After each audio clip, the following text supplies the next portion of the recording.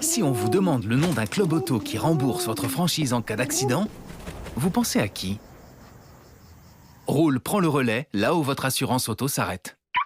Roule, le premier club auto qui profite à tous, à condition de ne pas passer à côté.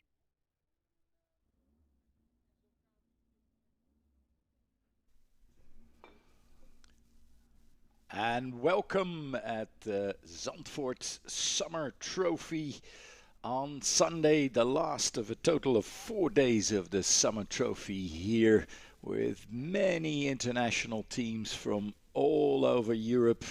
And now this fantastic Alpine Elf Cup series, obviously based in France, where Alpine is from. The sporty, very sporty division of Renault.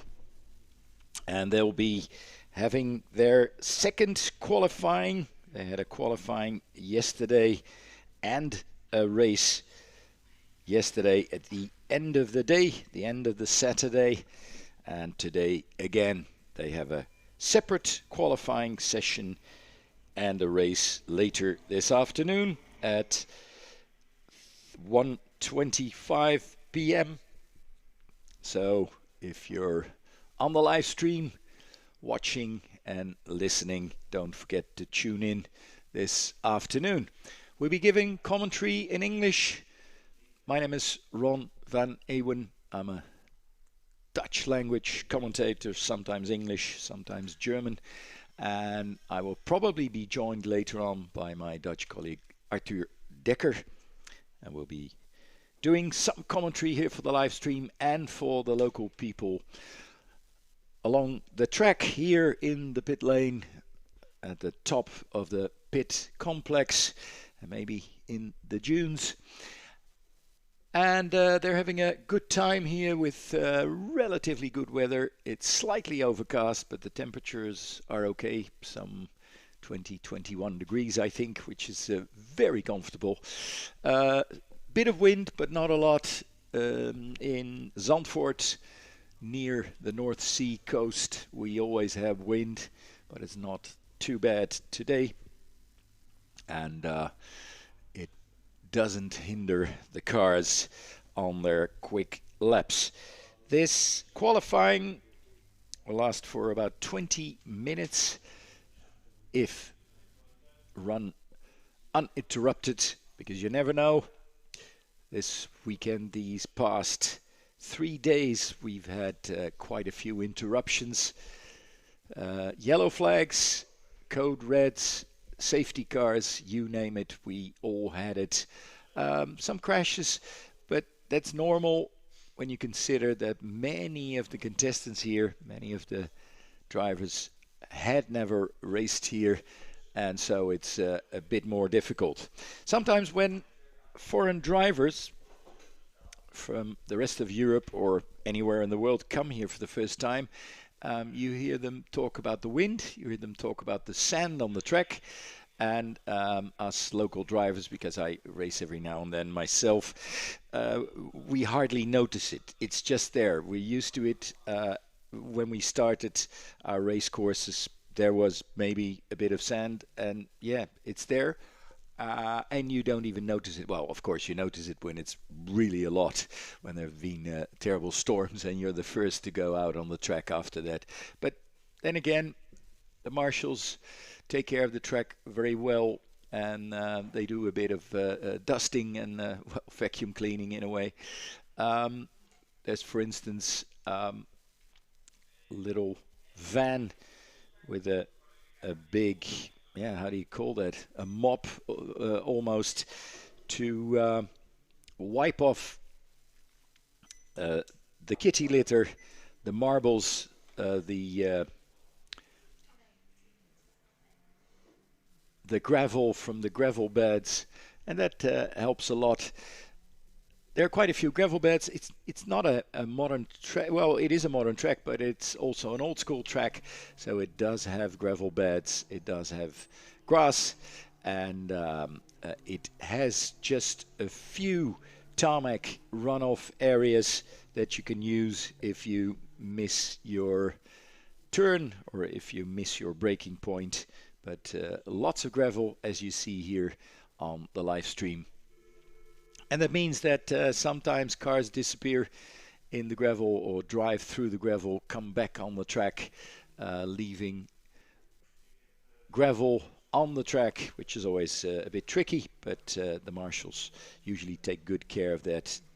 And sometimes it is simply too much and they have to briefly stop or neutralize the race or qualifying session like we have here. Alpine Elf Cup Series race class that has been around for a long time.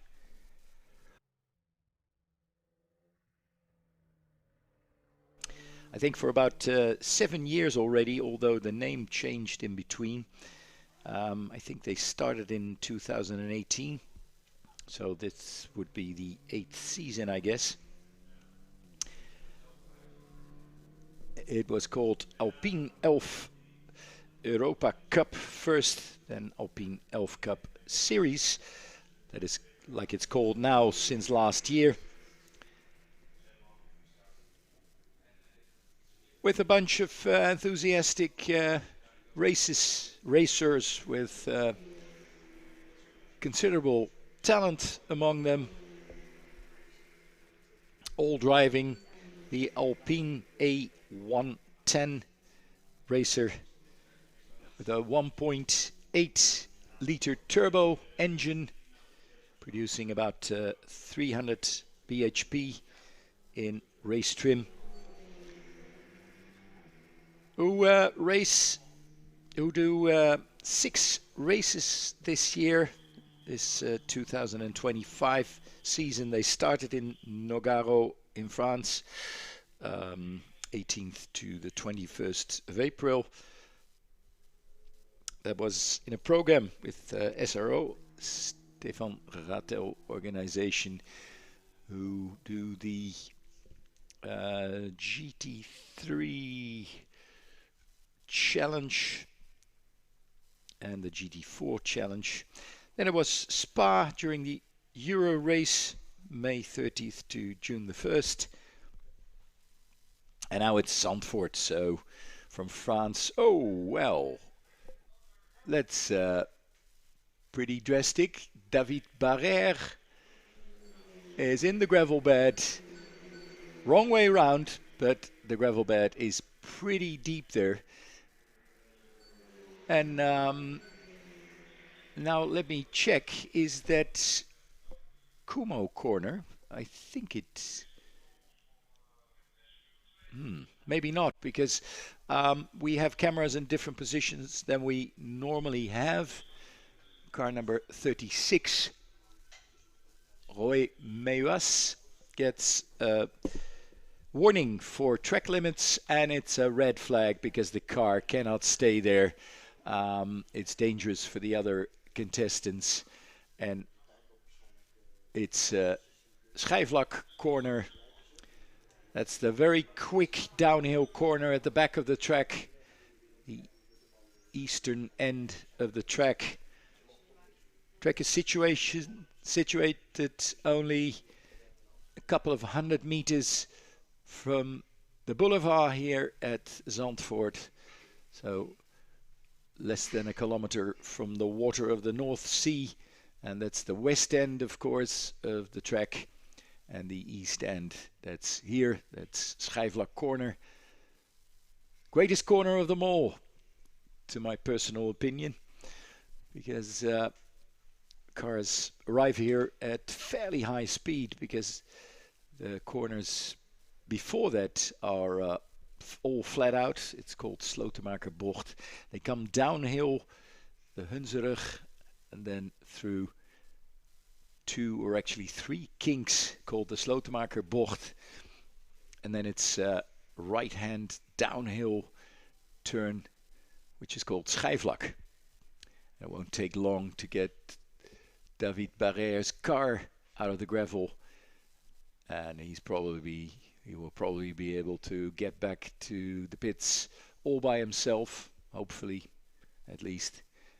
And if not, he'll have to be towed. That won't take that long time. And anyway, the clock has stopped at 16 minutes 19 seconds to go. So there's still plenty of time for, hopefully, David Barrère and the other races to put in some really quick laps. After Zandvoort, the Alpine Elf Cup Series will go to Magny-Cours, so back to France for the GT World Challenge races. In April, Nogaro, there was GT4 mainly in the program. Now it's GT3 World Challenge, Magny-Cours, 1st to 3rd of August. Then they go to Italy, to Mugello, September 5th to 7th, the PNK Motorsport event. I'm not sure what that is. And actually, I've never been to Mugello, but it's said to be quite nice. And they end their season, this Alpine Elf Cup Series, in Paul Ricard, 3rd to the 5th of October, which is good because at the end of the season, it's still really nice weather normally, beginning of October in the south of France. And they're part of the program of the GT4 France Championship, who will have, I think, their final races then of the season. So will these Alpine Elf Cup Series contenders. Now, so far, this championship with about 14 cars, sometimes a few more, some 20 cars, has been pretty easy sailing for one of the contestants, Léo Jousset. He's in car number 4, and we'll point that out later on to you. It's different colors, but and what I see now at the back of one of the cars, the number 85, just married Thibaut Bossy. Well, if you just married, congratulations. If it's the driver himself, I'm not sure. Could be a message for his best friend or brother or sister or whatever. But it's probably him. Thibaut Bossy. And some 8 cars are lined up at the end of the pit lane. The lights are green and they can get back on the track again. And I think it's the second car, Jousset, now out of the pit lane. But Jousset has had it pretty easy. Well, maybe not easy, but he's dominant in this championship. He won all 4 races, both of the races at Nogaro, both of the races at Spa. I think they get an extra point for pole position and an extra point for quickest lap of the race. So he amassed a total of 85 points, which is 35 more than second place man Victor Verich. It's got an interesting name, which is probably originally German, but many people have that, I think, in the border area of France and Germany, Alsace, and the German thing called Lotharingen. And he's probably from that area, Victor Verich. Romain Monti is third, only 2 points down on Victor Verich. So the battle for second position is exciting. But Léo Jousset is far ahead. Now, yesterday, Jousset was quickest in qualifying, as far as I remember, but and was quickest in the race. He appeared to go for another fairly easy win, but then suddenly he dropped back, the back of the track, I think between the Schijfler corner and turn 8. He suddenly lost a lot of ground, and he lost his lead. And then in trying to make up, and yes, he's the first to pass the finish line, so he's got a red and black and white car.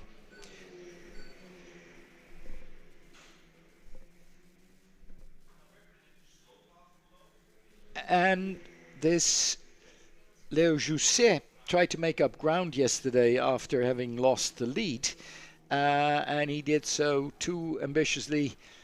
Oh, that was a nice spin, and he held it. I don't think he hit anything, but he went round here in Hans Ernst corner, right behind the tower.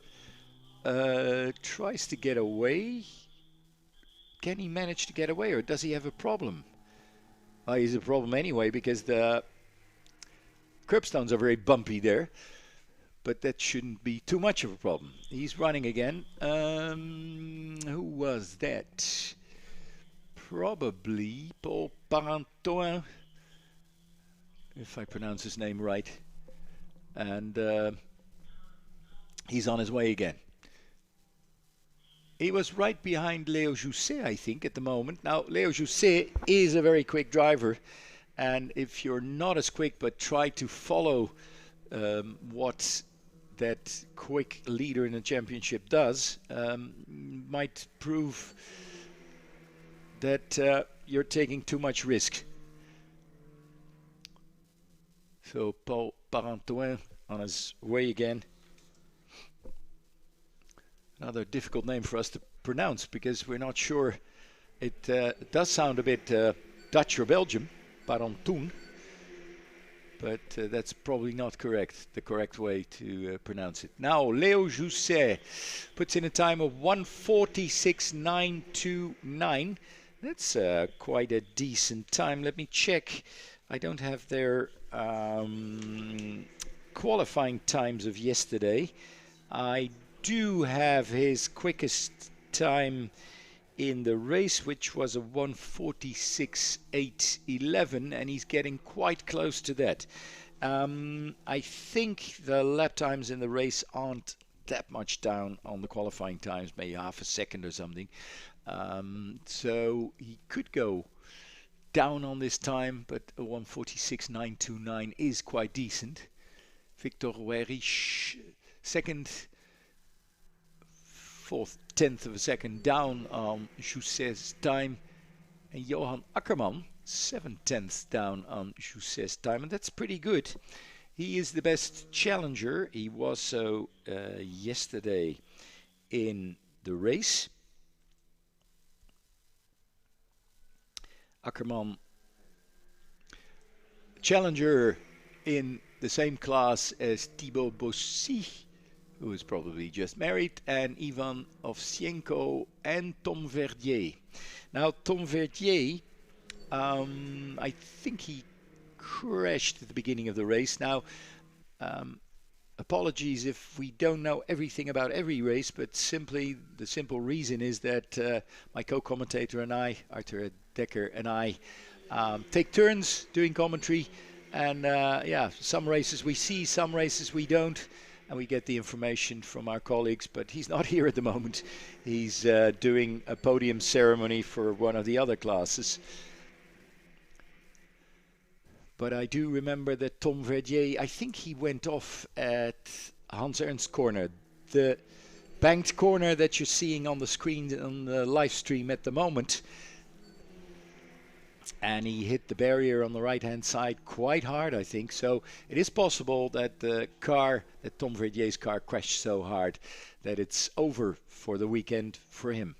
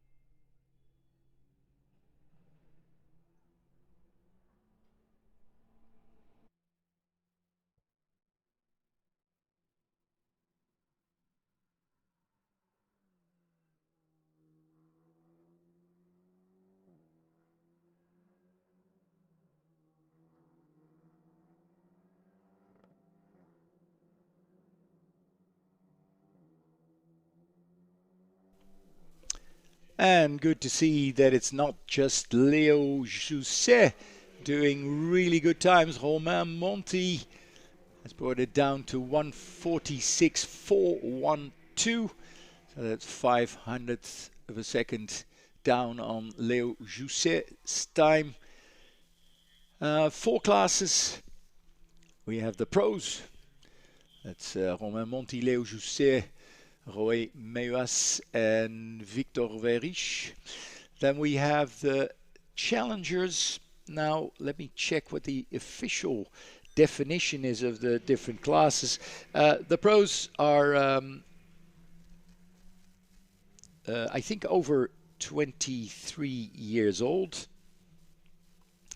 and have had considerable success in racing quite often in the junior categories. Let's say Formula, well, I wanted to call it Formula Renault, but it's not been called Formula Renault for quite a while now. Of course, it's called Formula Regional by Alpine these days. And these pros are, older than 23 years with considerable sporting success.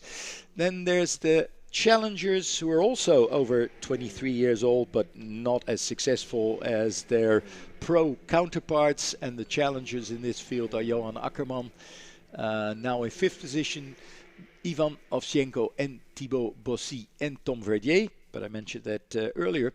And then you got the juniors, and the juniors are younger than 23, and whatever their qualities are, their successes are, they are juniors as such. And that's the case for Lazare Lartigot, Matthias Cazot and Luca Desgranges, so 3 juniors this year. Last year there were quite a few more. Maybe they just turned 23, that happens. And then there's gentlemen drivers, or even older. They're over 45 years old and still racing, still going strong. David Berrer, Alain Jaconot and Paul Parentoin. And in general, they're not among the quickest, but you can't expect that from a gentleman driver. But, well, they try their best. They're part of this Alpine Elf Cup Series family and are hopefully having a lot of fun.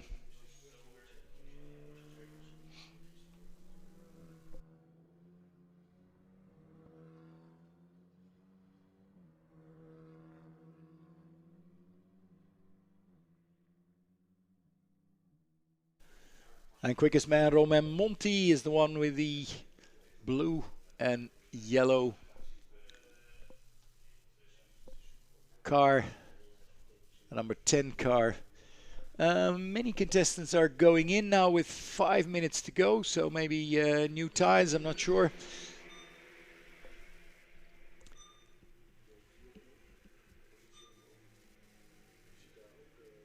And the 324, Johan Akkerman, with a blue, black and white car is following, is now passing Monti.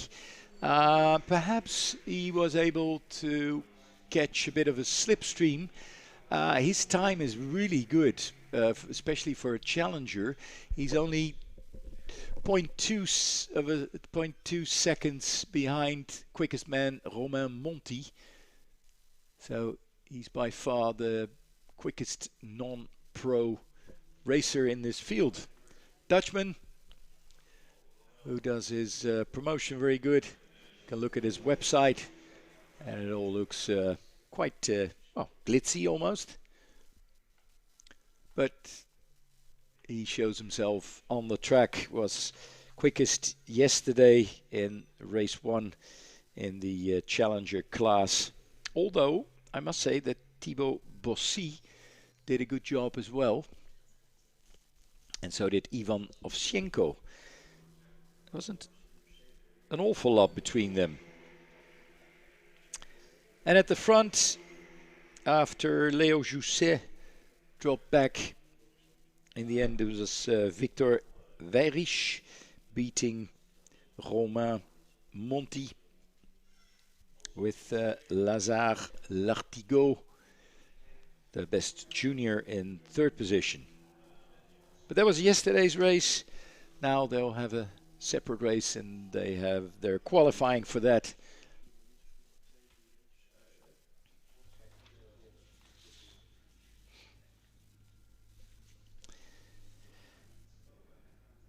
The race will be at 1:25 p.m. today, so almost 1:30, with Akkerman also coming in now. They're all flashing their lights. Maybe they have a pit limiter or something, and then the lights start flashing. I have seen that also their rear lights are flashing. Looks interesting. Looks like, well, a bit hyperactive. So the quickest guys are all in the pits at the moment. On the track still is Roy Meuas with a third best time of 1:46.792. No, 1:46.540. His last lap time was 1:46.792. So it's Romain Monti, quickest, then Leo Jousset, then Roy Meuas. Johan Akkerman, quickest challenger, in fourth position. Fifth is Victor Verriche. We've got 2 minutes to go, and I think that concludes sort of this qualifying. They seem to all be satisfied with their times, because if they go out now, there will be too late. So I'm afraid the qualifying is slightly shorter than anticipated, because if there's no cars on the track anymore, then there's no qualifying anymore, obviously. Only the gentleman drivers are still on the track, 3 of them. 25, David Barrère. Yeah, and he comes by. So he was the one in the gravel bed originally, so he has to make up some time. Therefore, he will probably make the best of his qualifying time until the end. Alain Jaconot also passed the start-finish line. And then Paul Parentoin is on his way through turn 13. And at the beginning of the straight, now going into the pit lane.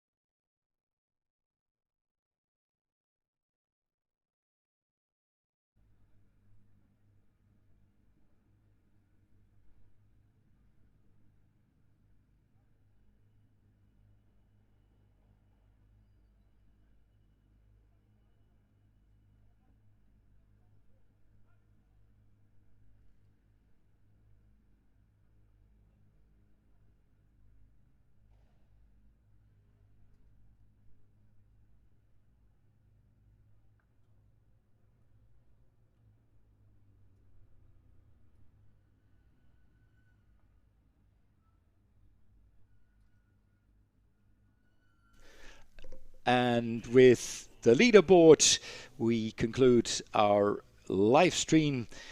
And this is the end of qualifying of the Alpine Elf Cup Series at Zandvoort.